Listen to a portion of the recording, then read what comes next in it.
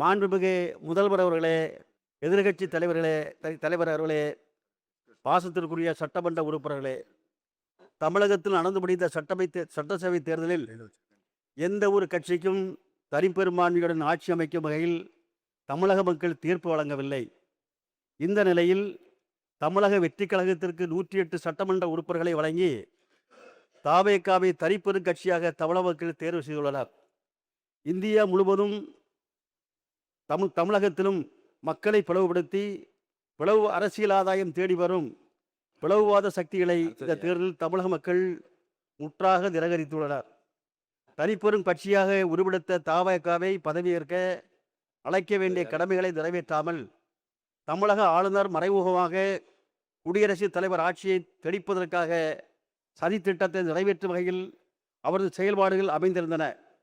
தமிழக மக்களின் தீர்ப்புக்கு மாறாக குடியரசுத் தலைவர் ஆட்சி அமைக்கப்படும் ஆபத்திலிருந்தும் தமிழ்நாட்டை காப்பாற்றும் நோக்கத்தோடும் தவேக தலைவர் மக்களின் மாநிலத்தின் வளர்ச்சி என்ற குறிக்கோளோடு நிலையான ஆட்சி அமைக்க தனக்கு ஆதரவளிக்க வேண்டும் என கேட்டுக்கொண்டதன் அடிப்படையில் மார்க்சிஸ்ட் கம்யூனிஸ்ட் கட்சி இந்த அரசிற்கு வெளியிலிருந்து ஆதரவளிப்பதென முடிவு செய்தது.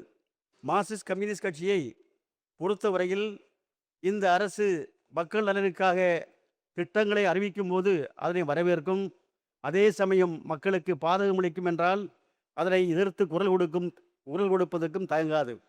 அதேபோன்று தமிழகத்திற்கு ஒன்றிய அரசிடமிருந்து கிடைக்க வேண்டிய வரிவாயில் உரிய பங்கு கிடைப்பதிலும் பேரிடர் நிவாரணம் மற்றும் கல்விக்கான நிதி உள்ளிட்டவைகளை பாரபட்சமின்றி கேட்டு பெறுவதிலும் மார்க்சிஸ்ட் கம்யூனிஸ்ட் கட்சி இந்த அரசுக்கு உறுதுணையாக இருக்கும். இந்த அரசுக்கு ஆதரவை தெரிவித்துக் கொள்வதோடு மேலும் இந்த அரசாங்கம் மதசார்பின்மை, எளிய மக்களை உள்ளடக்கிய பொருளாதார வளர்ச்சி, கூட்டாட்சி, சமூக நீதி கோட்பாடுகளை உயர்த்தி பிடிக்கவும் தமிழக சட்டமன்றம் பாரம்பரியமாக கடைபிடிக்கப்படும் மரபுகளையும் மாண்புகளையும் உயர்த்தி பிடிக்கவும் ஏழை எளிய உழைப்பாளி மக்களின் விருப்பத்தை நிறைவேற்றுகிற வகையில் திறம்பட செயல்பட வேண்டும் என்ற மார்க்சிஸ்ட் கம்யூனிஸ்ட் கட்சியின் சார்பில் தெரிவித்து இந்த அரசுக்கு முழுமையான ஆதரவை தெரிவித்து உட்கார்கிறேன்.